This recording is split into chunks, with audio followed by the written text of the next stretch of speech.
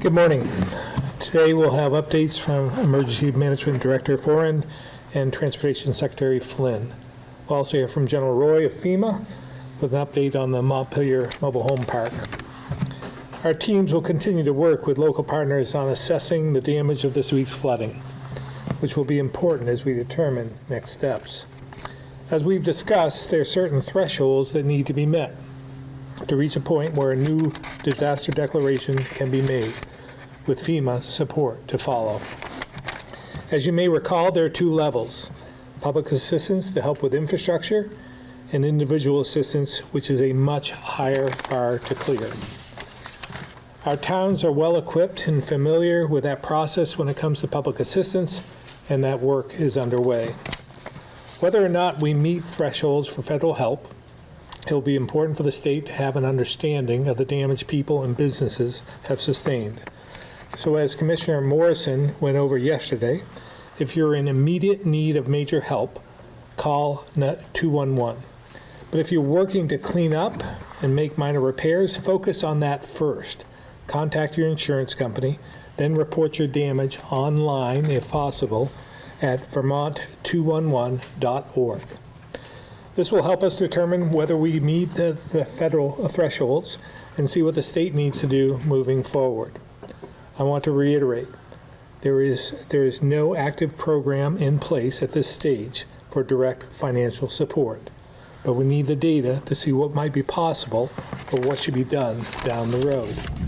So again, report damage, take photos, and save receipts. Our teams will also continue to reach out directly to community organizations across the state to identify needs. In the meantime, again, I'm asking all Vermonters who are able to step up to help your community in any way you can. We know there are people who could use a helping hand out there, and even the little things can make a big difference. So with that, I'll turn it over to Director Foran. Thank you, Governor. Good morning. Thanks for being here.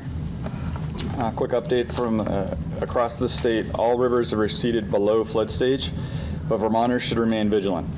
River levels are still higher than normal, and most have extremely strong currents.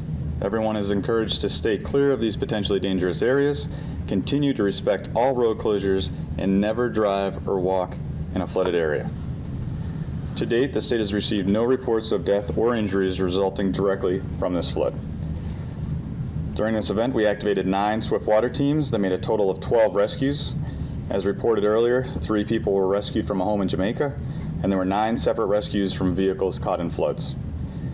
Our teams have also assisted with some voluntary evacuations from residences that were threatened by water, but not inundated.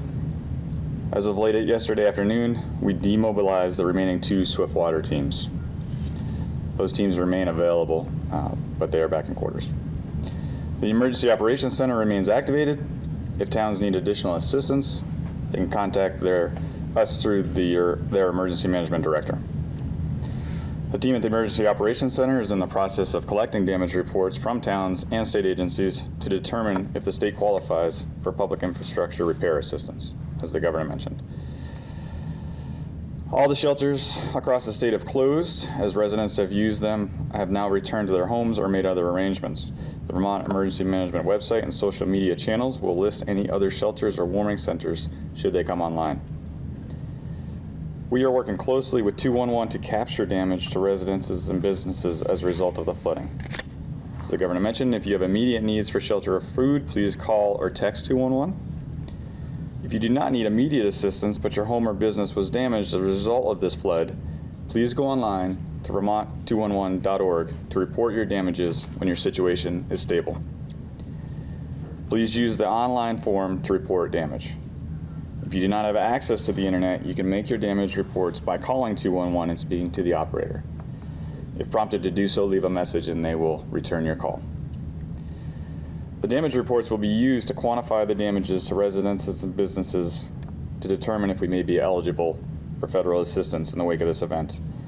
At this time, we do not know if any communities or the state as a whole will qualify for federal assistance, but we want to make sure that we accurately compile this data so that we understand where we are in regards to the thresholds that the Governor mentioned.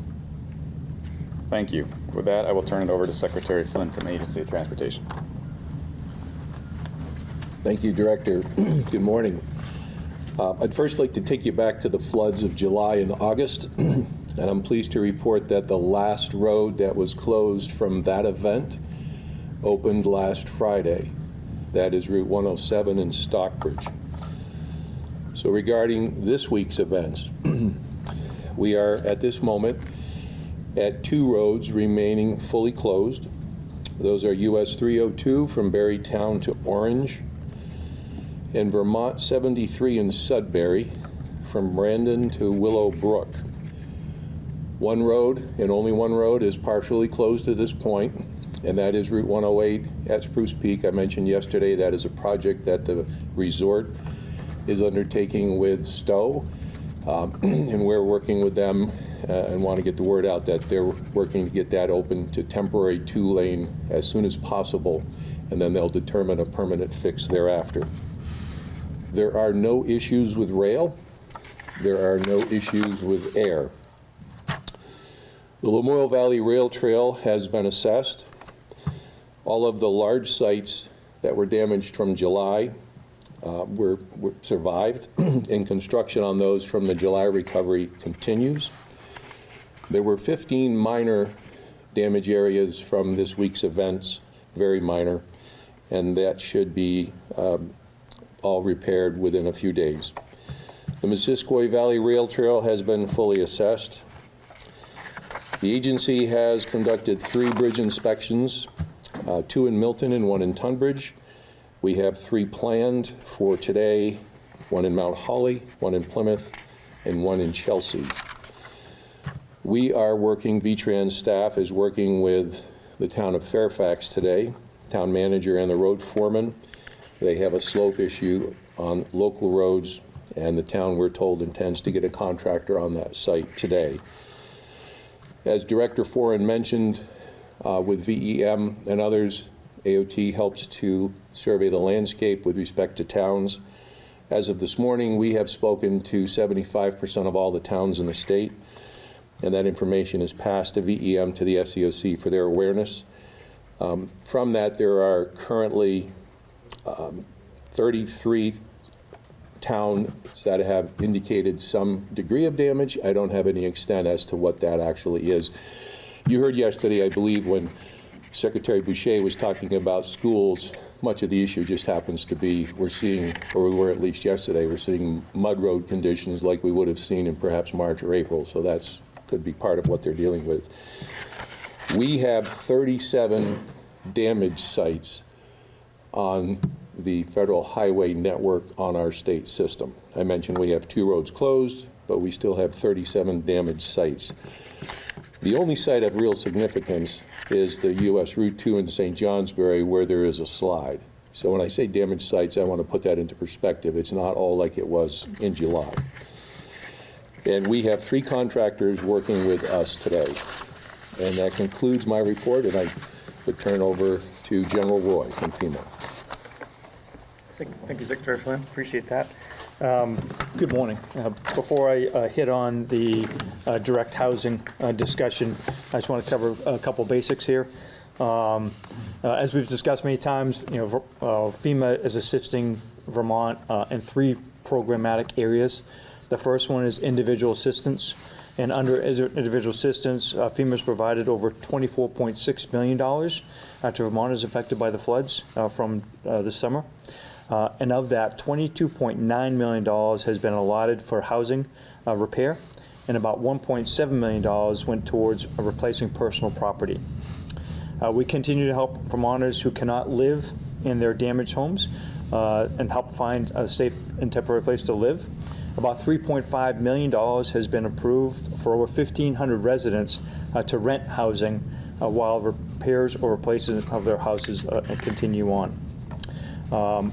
Under public assistance, our public assistance programs, which provides funding to repair or replace damaged infrastructure, we have 1,458 projects right now, with more to come.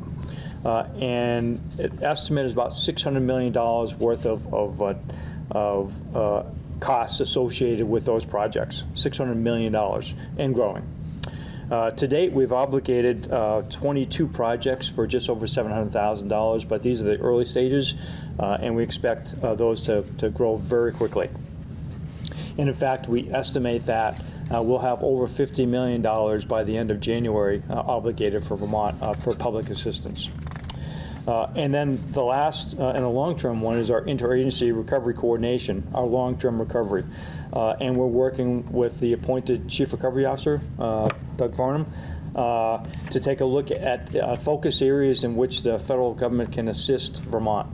We've activated all of the 6 recovery support functions from our federal partners, and we've identified 5 focused areas for the long-term recovery.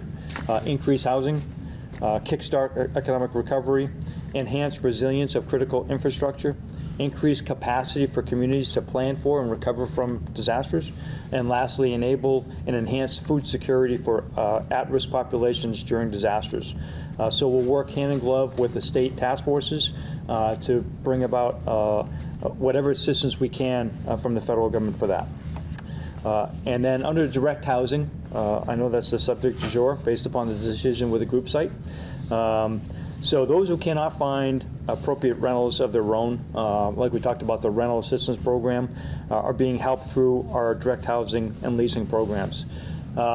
We did an initial assessment, and there were, based upon either substantial damages or destroyed, there was a population of 260 people who met that requirement at the very beginning of the disaster that we reached out to.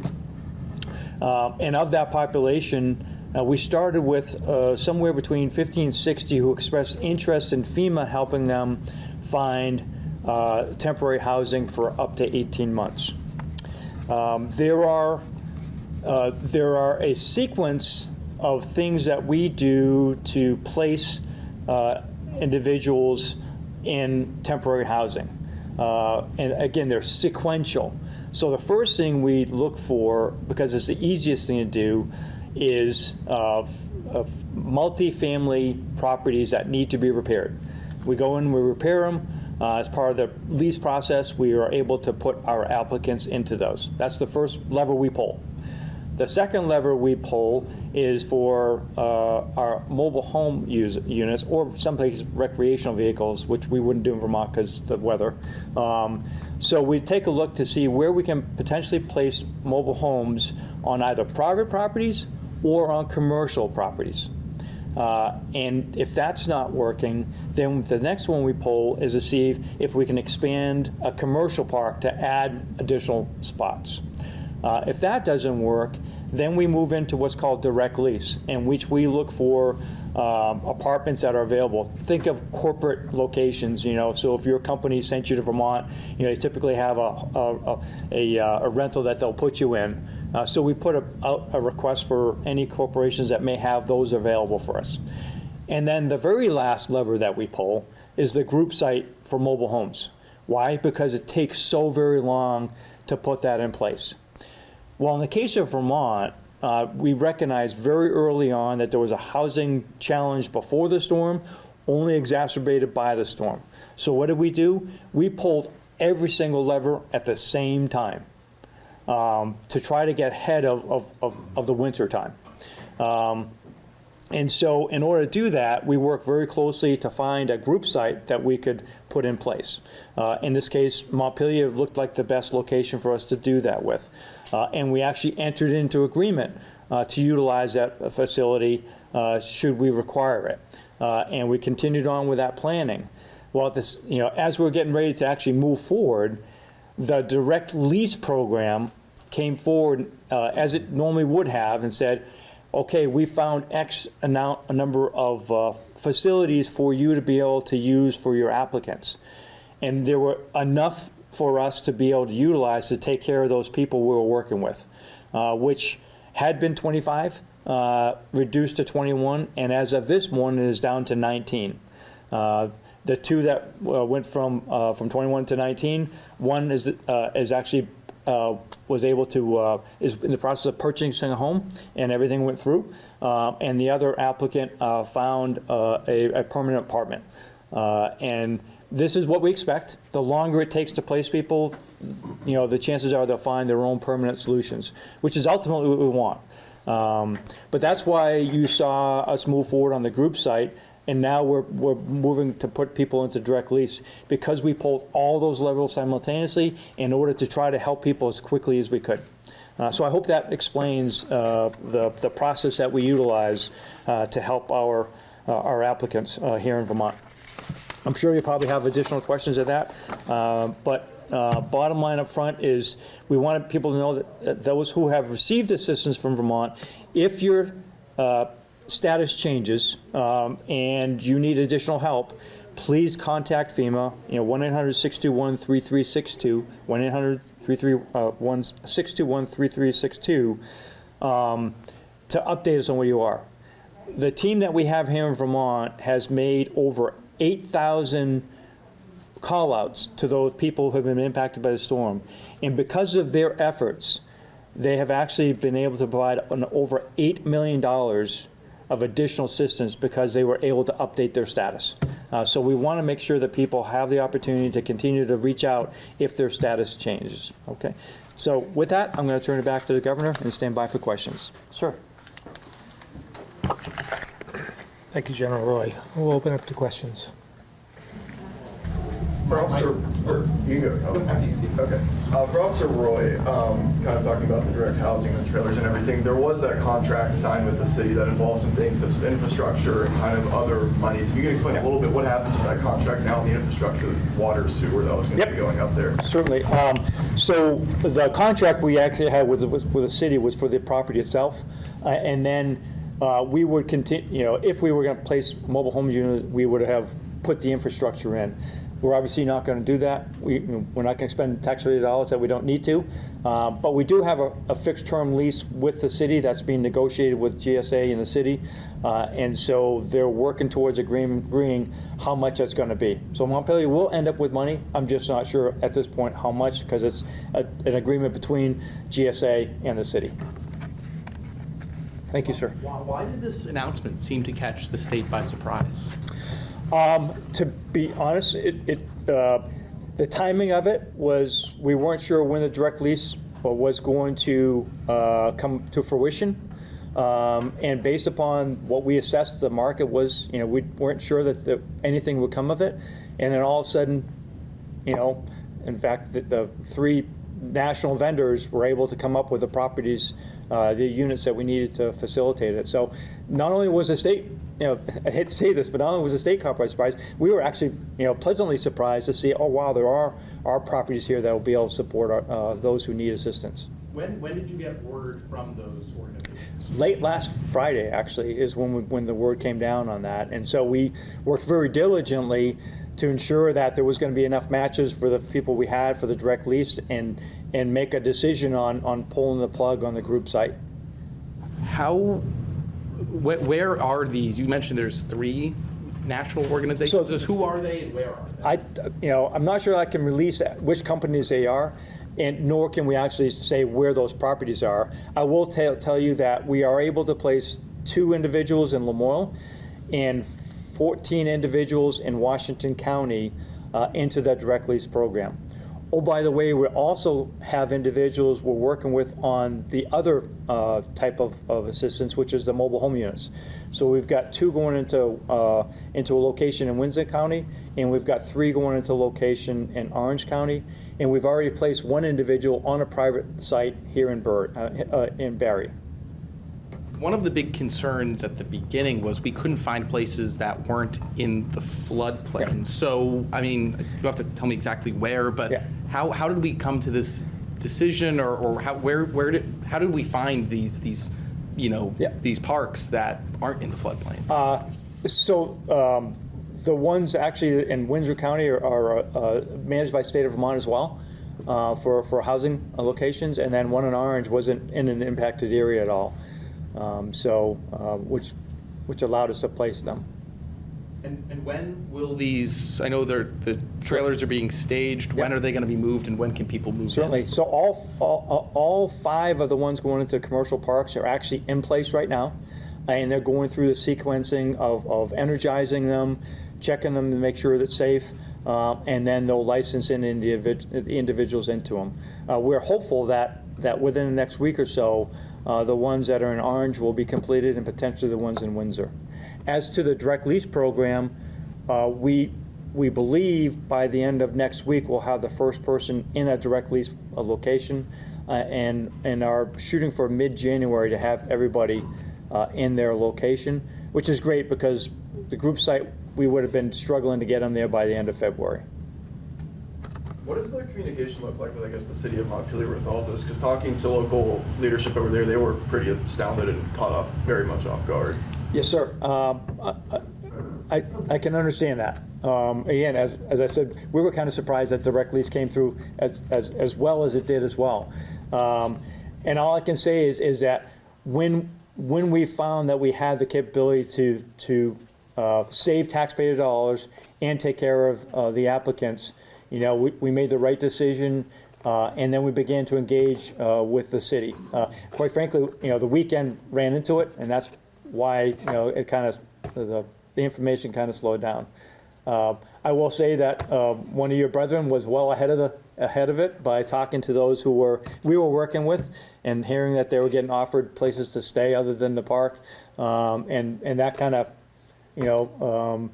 quite frankly started getting the word out before we even had a chance to to pass it on to the city and the state. General Roy, you also mentioned, was it $600 million that we had in damage from just this past summer's floods? Yes, sir.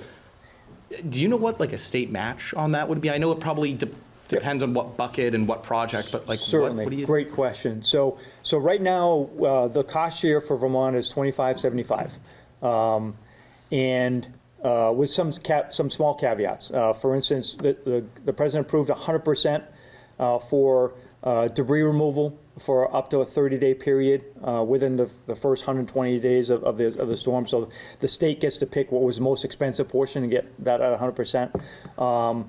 And then we had 100% for emergency protective measures that they can pick the most expensive 30 days and do it for that as well. Everything else right now is a 25 for the state, 75 for Fed. However, once we exceed I think it's $111+ million, so short of 112.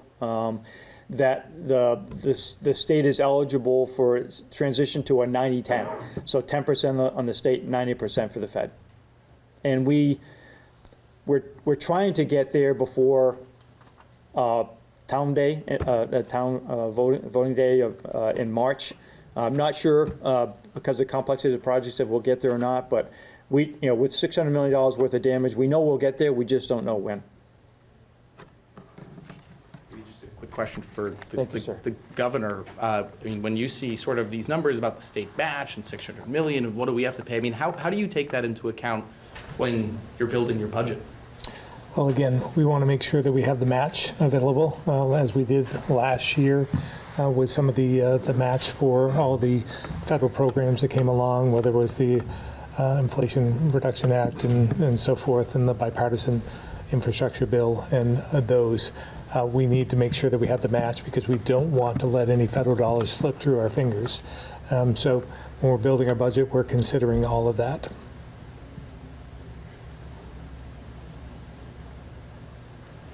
Got a couple folks on the phone. We'll start with Emma Cotton, VT Digger. Hi, can you hear me okay? We can. Great. I've got a few questions related all to the flooding on Monday. I wonder if you could tell us if there have been any damage reports to 211 so far. You said yesterday that it would be a close call whether we can, get federal assistance for this. I wonder if that's still your calculation based on what you know. I really haven't received an update on the calls from 211, but I don't know if Eric. 7 a.m. As of 7 a.m., we had 20 calls into that line, so we're still analyzing the information. Great. Okay, thank you. I also wonder if you might might be able to talk about how the state checks in with marginalized communities during a flood like this. I'm particularly thinking about people who don't speak English or people with disabilities. How does the state make sure those people were properly informed about what was coming and that they were safe, sort of in general, and also with regard to what happened on Monday? We do have translation services, but perhaps Eric can comment on that further as well. Yes, that's a population that we're always concerned about, so we anticipate their needs and try to work with them through the local EMDs, so the local EMDs know their local constituents and know what their needs might be. We also work through interpreters, and the PIO will work through ensuring a language, multiple languages are utilized in our press releases and through our public messaging. So we do try to address those individuals in a way that they can understand and comprehend. So, but it is something that we continuously strive to improve. Great, thank you. And then my last question is, Governor Scott, yesterday you said we'll learn something from this storm. I just wonder if you could expand a little bit on that. What do you think we're going to learn? We'll learn more as the damage assessments come in.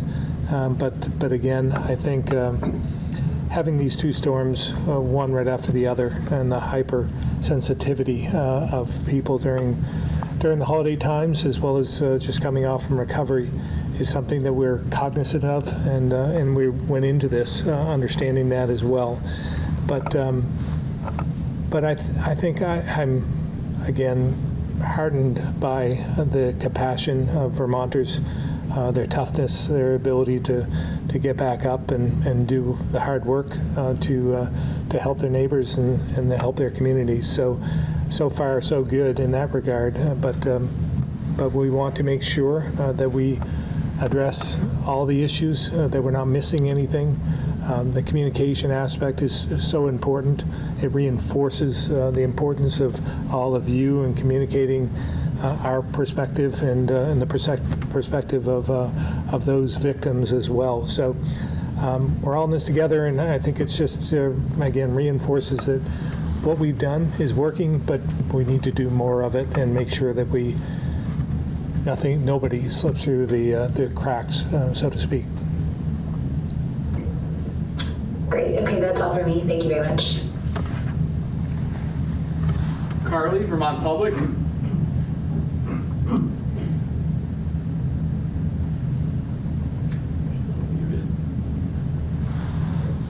Carly, are you muted? No?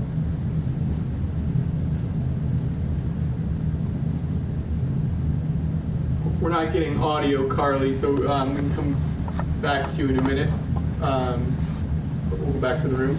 For Secretary Flynn, we have Christmas right around the corner, holiday season. The FAA and airports are expecting a record amount of traffic with the pandemic continuing to wind down. I guess, what are you expecting on the roads here in Vermont over the next week as the holiday season kind of kicks off? What do I expect on the roads? Like you expect a massive influx of people compared to years past? I haven't seen projections that are going to indicate tremendous increase of traffic, but we know that there always is an increase of traffic during the holiday period. So that would seem logical. I also have not seen at this point what I would call a problematic weather forecast that far into the weekend regarding road conditions. So that would be favorable at this moment, but that could change at any time, as you all know. So again, it's just an opportunity to message to everybody to drive carefully. Don't drive impaired. Pay attention. Wear your seatbelt and give somebody a break, especially if you see our plow trucks out there. Give them a break so they can get the work done so you can get where you need to go for the holidays safely. So thank you for that. Carly, I think we heard some audio come through. We'll try you again. Okay, great. Can you hear me now? We can. Okay, great. I have a question for Governor Scott. So, like General Roy said earlier, back in August, FEMA said that there were around 260 households who needed direct housing assistance. Now it's down to under 20.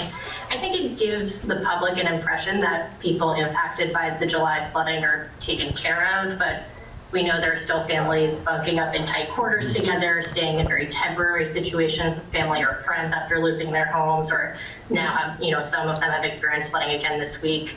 what is your overall assessment of how much Vermonters have recovered since the flooding in July? Yeah, I still believe we have a long ways to go, and I think some of those situations you described are more frequent than maybe we realize. Staying with family and friends is not a solution, a long-term permanent solution. So we want to make sure that they reach out to us because, as General Roy has said, FEMA can still support them in trying to find at least temporary housing throughout the first 18 months of the declaration. But we also want to, it reinforces the fact that we need more housing in Vermont. You'll hear more about that in the coming weeks. That'll be a focus of mine, as it has been over the last 7 years. But we need to really put that on steroids, for lack of a better term, because there's no doubt we need more units. We need thousands of units right now, and at the pace we're going at this moment, it's not going to fulfill the need. And those folks that are in those temporary situations are going to need permanent housing after they wear out their welcome with their friends and family. Great, thank you.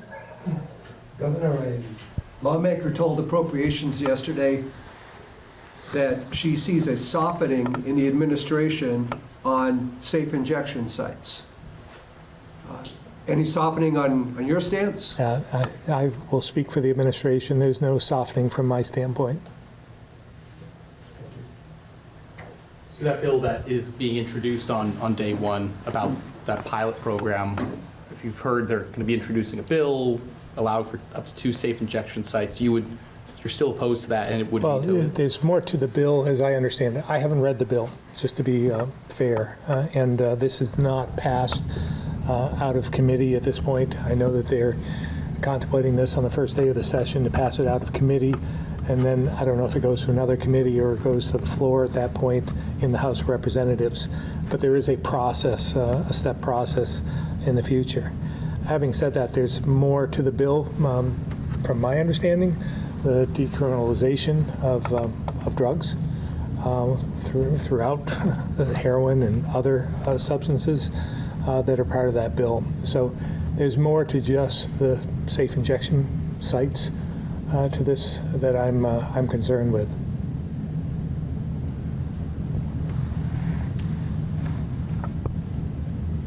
Thank you all very much. Have a great Christmas.